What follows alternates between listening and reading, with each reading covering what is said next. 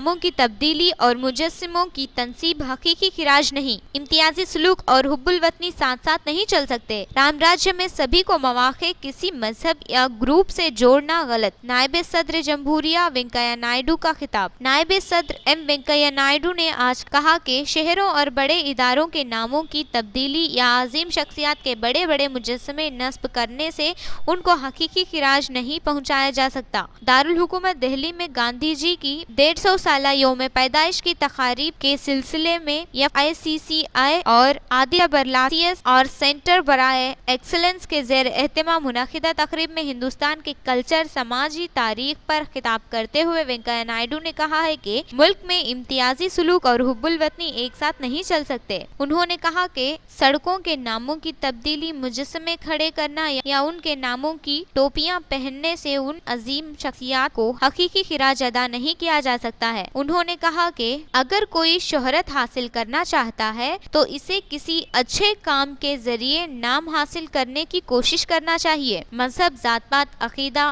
سماجی یا معاشی موقف کی بنیاد پر کسی قسم کے امتیاز کو حب الوطنی کے ساتھ الجھایا نہیں جا سکتا۔ ایسا ہندوستان گاندھی جی کے خوابوں کا ہندوستان نہیں ہے۔ حقیقی سوراج یا رام راج خوف، بھوک، بدعنوانی اور بھید بھاؤ سے پاک ہے۔ رام راج میں غریب سے غریب فرد کو بھی مواقع حاصل ہوتے ہیں۔ نائیڈو نے کہا کہ رام راج سب کے لیے ہے، جیسا کہ رام ہندوستانی کلچر میں منسلک ہیں اور انہیں کسی بھی مذہب یا گروپ سے متعلق نہیں کرنا چاہیے۔ وینکیا نائیڈو نے کہا کہ گاندھی جی کی شخصیت دنیا کی ان چند عظیم ترین انقلابی شخصیات میں شمار ہوتی ہے جن کا مشاہدہ دنیا نے اب تک کیا ہے، اور صرف انہی کی تحریکات خون خرابے سے مبرہ اور پرامن تھے۔ انہوں نے کہا کہ گاندھی جی کو اس دنیا کو چھوڑے 6 دہائیاں گزر چکی ہیں، تاہم ان کی تعلیمات ان کے ہم وطنوں کی یادوں میں آج بھی تازہ ہیں۔ گاندھی جی کے آزادی، وقار اور مساوات کے اصول زمان و مکان کی قید میں محدود نہیں تھے، بلکہ ان کی افادیت آفاقی نوعیت کی ہے اور ان کی قدر و قیمت کو وقت کے گرد دھندلا نہیں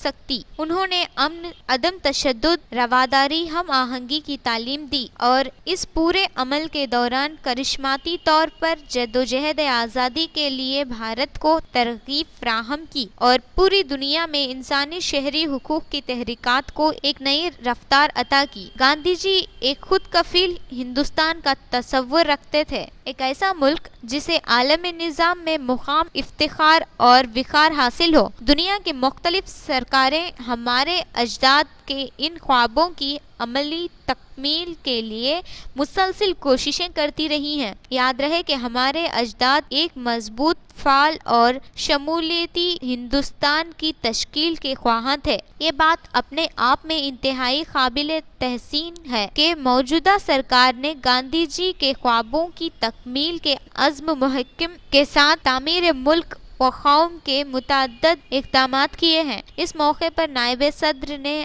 Aditya Birla centre for community initiative and rural development کی جانب سے پیش کردہ 32 لاکھ روپے پر مبنی چیک صدر نشین khadi and village industries commission کو ڈاکٹر وینل کمار سکسینہ کے حوالے کیا۔